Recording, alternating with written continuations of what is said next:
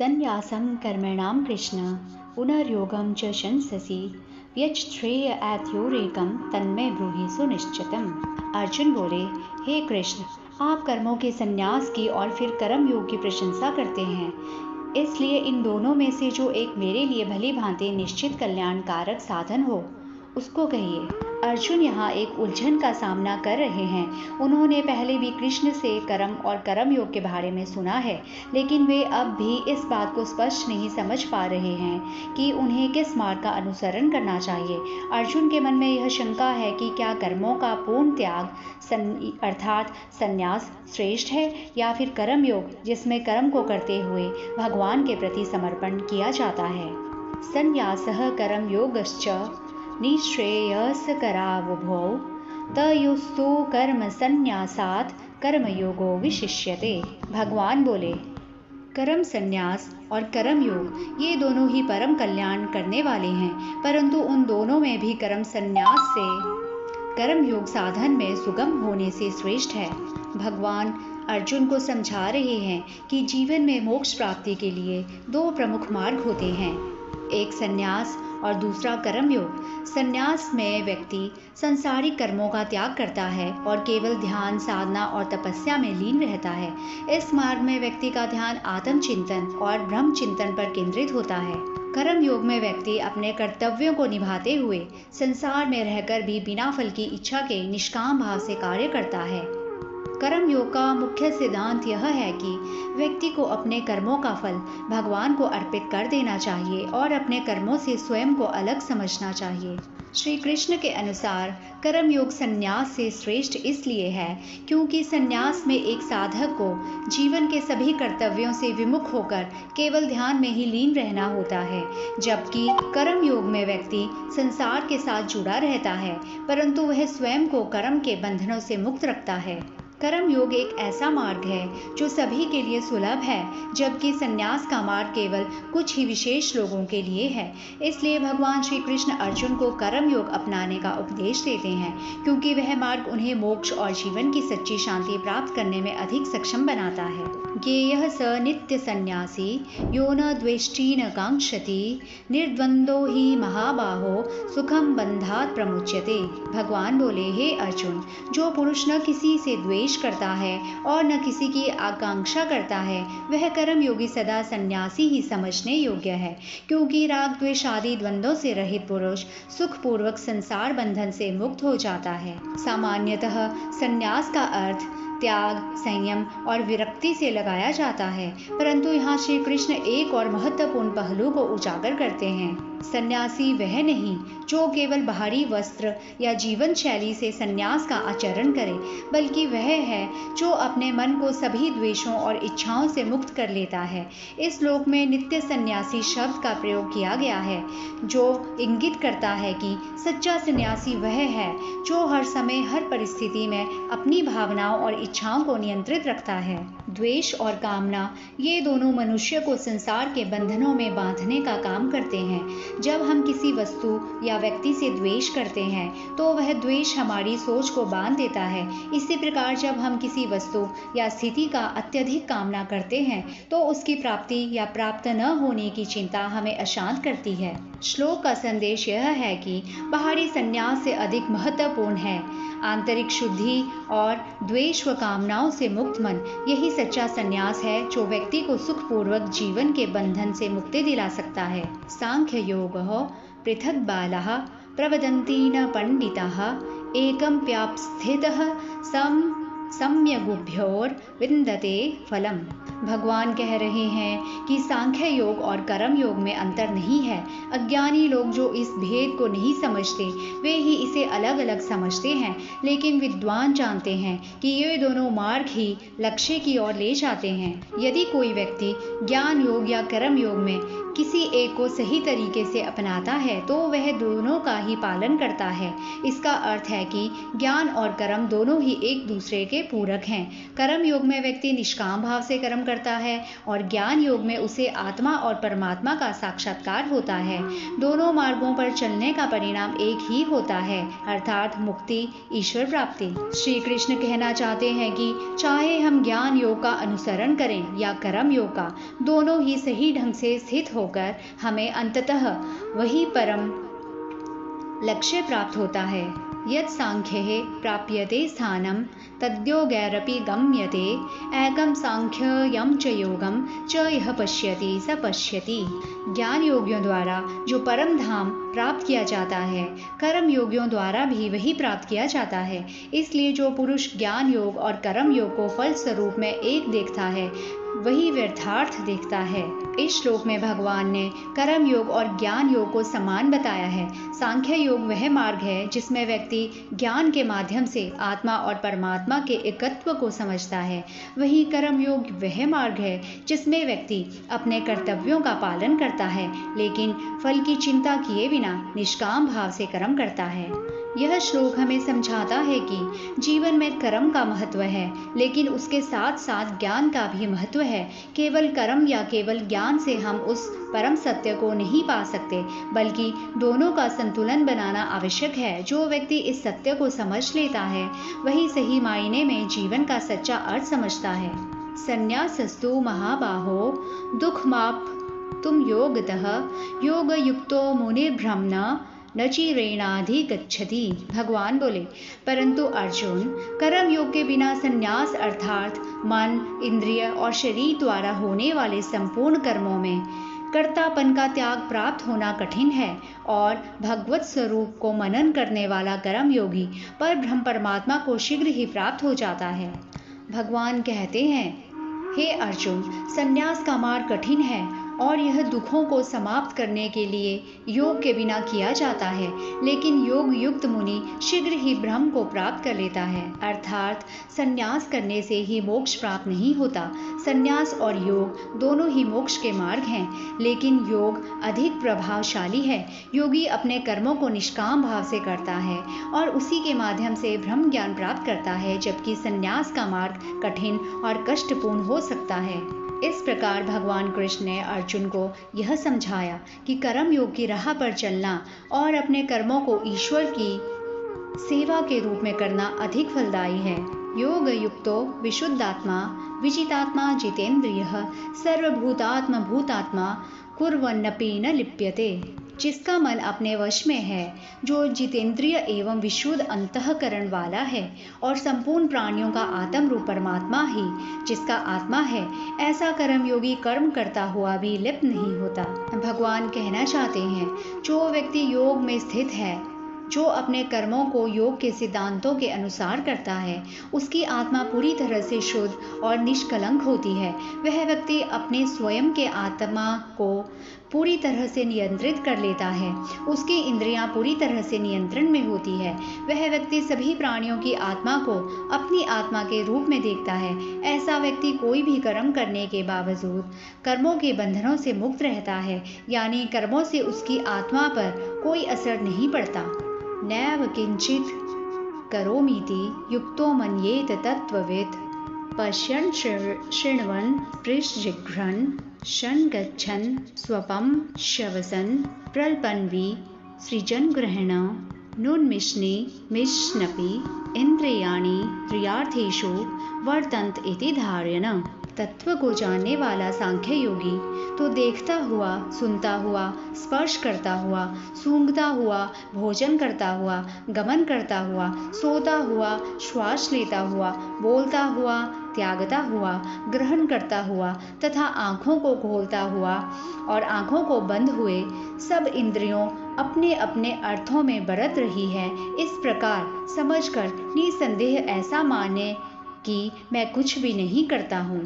इस श्लोक में भगवान बताते हैं कि जो व्यक्ति तत्वज्ञानी है और जो आत्मा की सच्चाई को समझ चुका है, उसे यह भान नहीं रहता कि वह कुछ भी कर रहा है। उसके लिए कर्म जैसा देखना, सुनना, छूना आदि सभी इंद्रियों की गतिविधियां केवल स्वाभाविक होती हैं और उनके साथ कोई जुड़ाव या स्वामित्व का अनुभव नहीं होता। इसका मतलब है कि तत्व ज्ञान प्राप्त व्यक्ति का मन इन गतिविधियों से अज्ञात रहता है और वह खुद को इन क्रियाओं से अलग समझता है। ब्रह्मण्याध्याय कर्माणि संगम त्यक्त्वा करोति यः लिप्यते न स पापेन पद्मपत्र विवाम्भसा।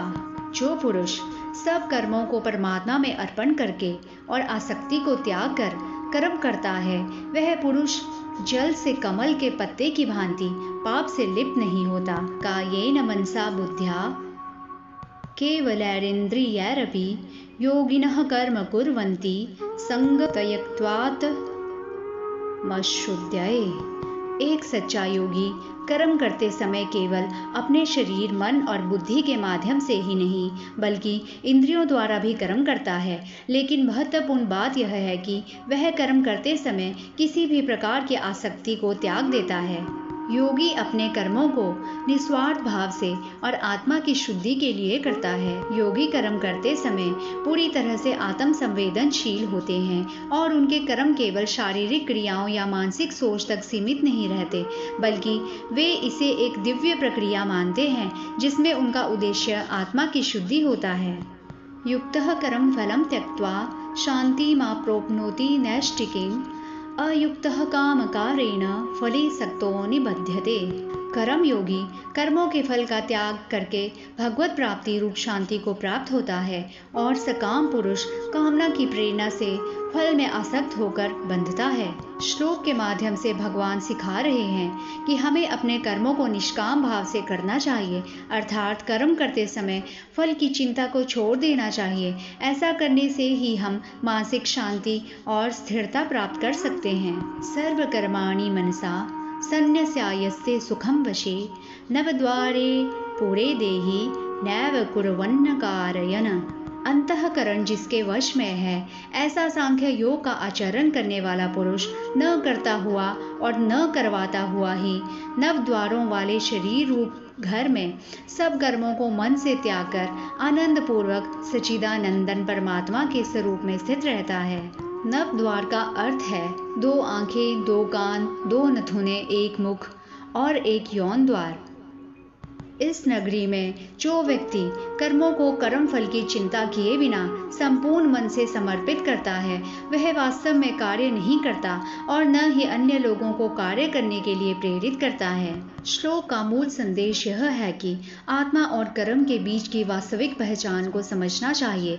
जब व्यक्ति अपनी आत्मा की स्थिति को समझता है और कर्मों को निष्कलंक भाव से करता है, तो वह सच्चे सुख को प्राप्त करता है। न कर्तृत्वं न कर्माणि लोकस्य सृजति प्रभुः न कर्मफल संयोगम स्वभावस्तु प्रवर्तते।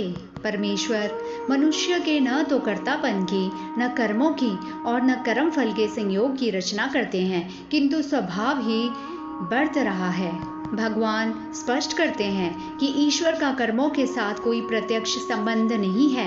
वे न तो कर्मों के कर्ता हैं और न ही कर्मों को उत्पन्न करते हैं। यहाँ पर प्रभु से तात्पर्य भगवान से है, जो एक आदर्श स्थिति में होते हैं, जिनमें वे कर्मों में सीधे तौर पर हस्तक्षेप नहीं करते। कर्म और उनके फल स्वभाव के अनुसार स्वयं ही प्रवृत्त होते हैं। इसका मतलब है कि प्राकृतिक व्यवस्था है जो कर्मों और उनके परिणामों को निर्धारित करती है, न कि ईश्वर के किसी विशेष हस्तक्षेप से। कर्म फल भी भगवान द्वारा नहीं संजोया जाता, बल्कि ये सभी स्वभाव के अनुसार होते हैं। श्लोक का संदेश है कि हमें अपने कर्मों को अपनी जिम्मेदारी मानते हुए निभाना चाहिए और कर्म फल की चिंता को स्वभाव पर छोड़ देना चाहिए। यह जीवन के आध्यात्मिक और नैतिक दृष्टिकोण को समझने में मदद करता है कि भगवान का असली कर्तव्य और भूमिका क्या है।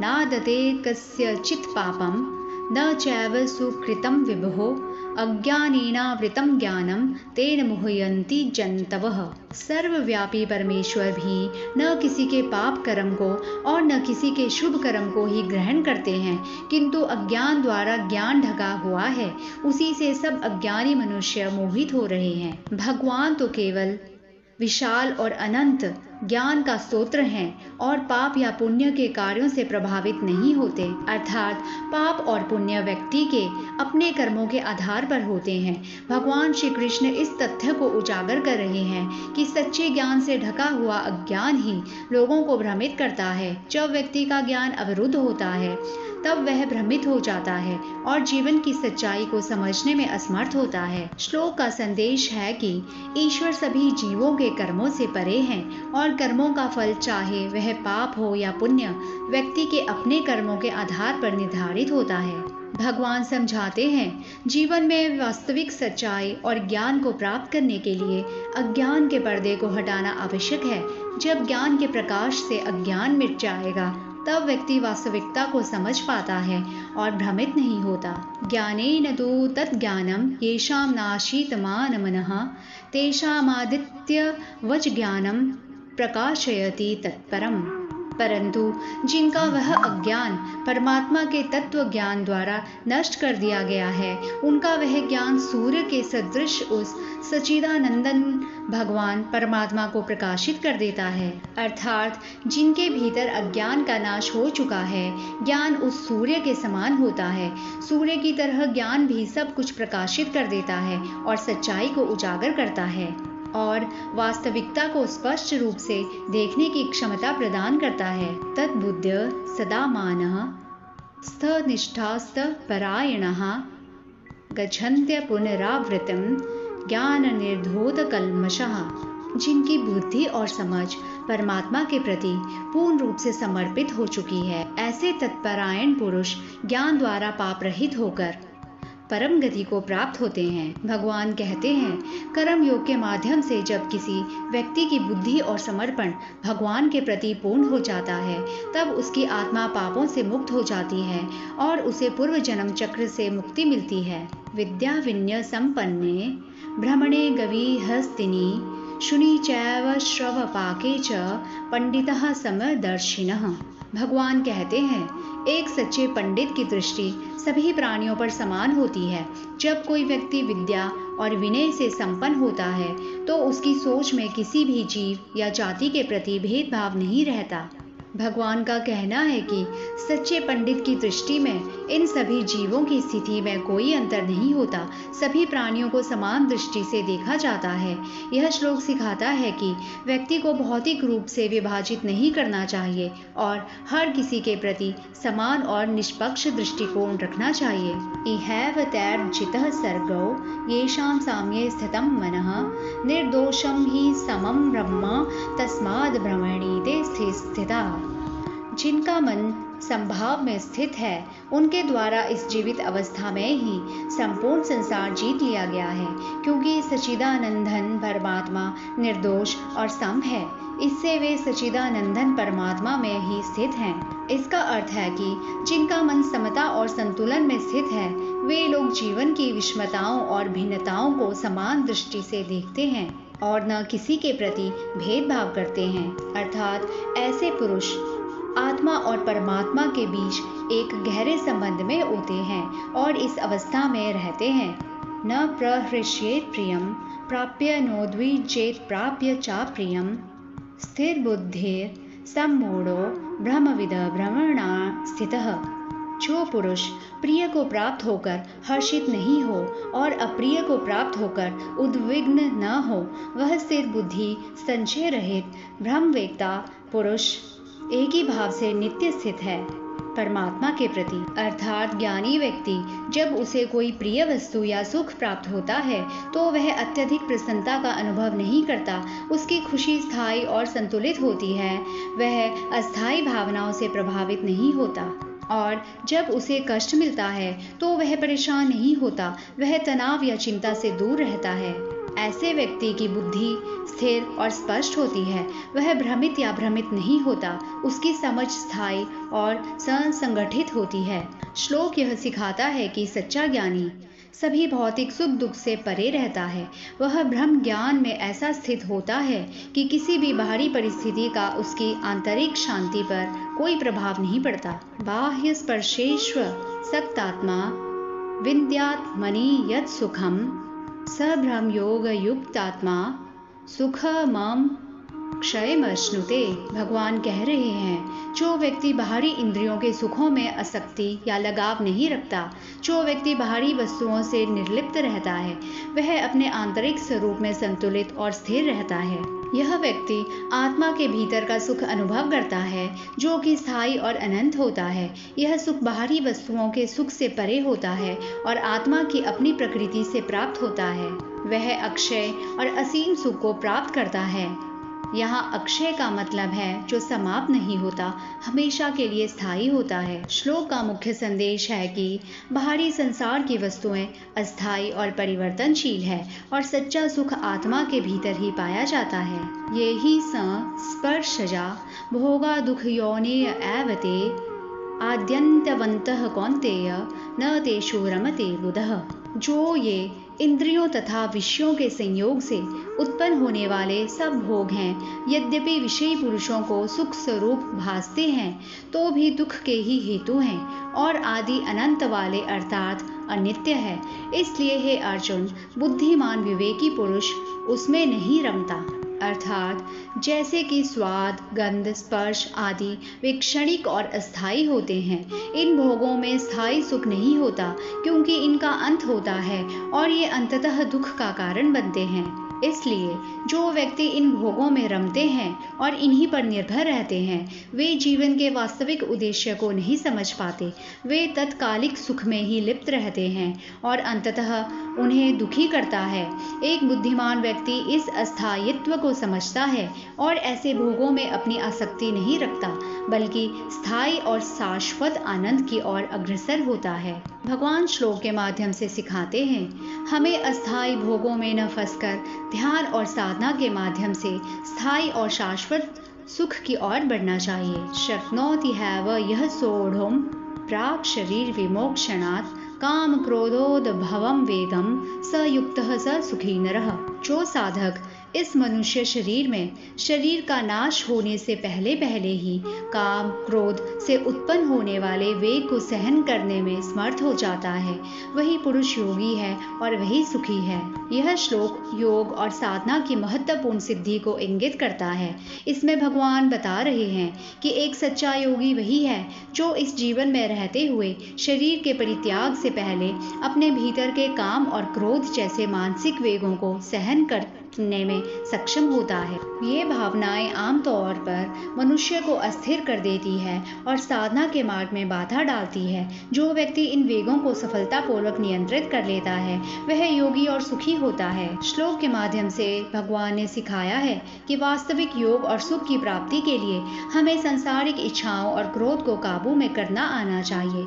यही सच्चे योगी और सुखी व्यक्ति की पहचान है। यो अंतः सुखो अंतरा रामस्थान्त रज्योति रव्यः स योगी ब्रह्म निर्वाणः ब्रह्मभूतो अधिगच्छति। जो पुरुष अंतर आत्मा में ही सुख वाला है, आत्मा में ही रमण करने वाला है तथा जो आत्मा में ही ज्ञान वाला है, वह सच्चिदानंदन पर ब्रह्म परमात्मा के साथ एक ही भाव को प्राप्त सांख्य योगी शांत ब्रह्म को प्राप्त होता है। अर्थात सच्चा योगी वह है जो आंतरिक शांति और आनंद का अनुभव करता है और ब्रह्मा के साथ एकता का अनुभव करता है। इस प्रकार कर्म योग के माध्यम से व्यक्ति आत्मा के परम सत्य को जानकर ब्रह्मा की स्थिति को प्राप्त करता है। लभन्ते ब्रह्म निर्वाण मृष्यः क्षीण कल्मषाः छिन्न द्वैधा यतात्मानः सर्वभूत हिते रतः। जिसके सब पाप नष्ट हो गए हैं, जिनके सब संशय ज्ञान द्वारा निवृत्त हो गए हैं, जो संपूर्ण प्राणियों के हित में रत हैं और जिनका जीता हुआ मन निश्चल भाव से परमात्मा में स्थित है, वे ब्रह्मवेता पुरुष शांत ब्रह्म को प्राप्त होते हैं। ये लोग सभी प्राणियों के हित में समर्पित होते हैं।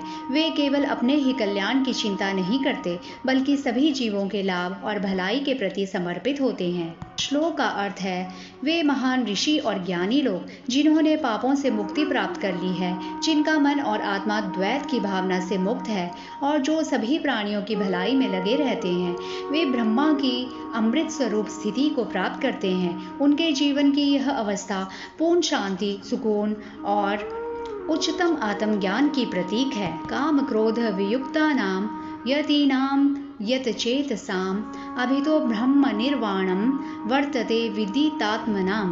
काम क्रोध से रहित जीते हुए चित्त वाले पर ब्रह्म परमात्मा का साक्षात्कार किए हुए ज्ञानी पुरुषों के लिए सब ओर से शांत पर ब्रह्म परमात्मा ही परिपूर्ण है। जब व्यक्ति इन दैहिक और मानसिक विकारों से उबर जाता है तो उसकी आत्मा को ब्रह्म के अनुभव की प्राप्ति होती है। दैहिक और मानसिक विकार को काम और क्रोध को कहा गया है। श्लोक यह संदेश देता है कि आत्मज्ञान और ब्रह्मानंद प्राप्ति के लिए कर्म और विकारों से मुक्ति प्राप्त करना अत्यंत आवश्यक है। स्पर्शान कृत्वा बहिर्बाह्यश्च क्षुचैवान्तरे भ्रुवोः प्राणापानो समो कृत्वा नासाभ्यन्तरचारिणौ यतेन्द्रियमनो बुद्धिर्मुनि प्रमोक्षपरायणः विगतेच्छा भयक्रोधो यह सदा मुक्त एव सह। बाहर के विषय भोगों को न चिंतन करता हुआ बाहर ही निकाल कर और नेत्रों की दृष्टि को भ्रिकुटी के बीच में स्थित करके तथा नासिका में विचरने वाले प्राण और अपान वायुओं को सम करके जिसकी इंद्रियां, मन और बुद्धि जीती हुई है, ऐसा जो मोक्षपरायण मुनि इच्छा, भय और क्रोध से रहित हो गया है, वह सदा मुक्त ही है। इस श्लोक में योगी की ध्यान स्थिति का वर्णन किया गया है। यहाँ बताया गया है कि योगी को बाहरी इंद्रियों की क्रियाओं को नियंत्रित करना चाहिए, जैसे स्पर्श इत्यादि बाहरी संवेगों को महसूस करने से परे जाना चाहता है। इसके अतिरिक्त उसे अपनी दृष्टि को दो भ्रिकुटियों के बीच केंद्रित करना चाहिए और अपनी सांसों को समान बनाए रखना चाहिए। इस प्रकार जब प्राण और अपान को सम बनाए रखते हुए नासिका के भीतर ध्यान केंद्रित करते हैं, तब वह ध्यान की स्थिति प्राप्त करते हैं। श्लोक से स्पष्ट होता है कि कर्म योग में बाहरी इंद्रियों और आंतरिक मन की स्थिति को नियंत्रित करना अत्यंत महत्वपूर्ण है और यही एक सच्चे योगी की पहचान होती है। भोक्तारं यज्ञ तपसां सर्वलोक महेश्वरं सुहृदं सर्वभूतानां ज्ञात्वा मां शांतिमृच्छति। मेरा भक्त मुझको सब यज्ञ और तपों का भोगने वाला, संपूर्ण लोगों के ईश्वरों का भी ईश्वर तथा संपूर्ण भूत प्राणियों का सुहृद अर्थात स्वार्थ रहित दयालु और प्रेमी ऐसा तत्व से जानकर शांति को प्राप्त होता है। भगवान कहते हैं, जो व्यक्ति सच्चे रूप में मेरे स्वरूप को समझता है वह परम शांति प्राप्त करता है। सभी यज्ञ और तप का फल भगवान को ही जाता है। भगवान श्री कृष्ण सभी लोगों के स्वामी हैं। वे इस संपूर्ण ब्रह्मांड के अधिष्ठाता और रक्षक हैं। भगवान श्री कृष्ण सभी प्राणियों के सच्चे मित्र और हितैषी हैं। वे सभी जीवों के प्रति स्नेह और करुणा से परिपूर्ण है। जो व्यक्ति इस सच्चाई को जान लेता है कि भगवान श्री कृष्ण यज्ञ, तपस्या और सब प्राणियों के सच्चे मित्र हैं, वह व्यक्ति शांति को प्राप्त करता है। इस प्रकार श्लोक हमें सिखाता है, सच्चे ज्ञान और भगवान की वास्तविक स्थिति को समझने से हम आंतरिक शांति प्राप्त कर सकते हैं।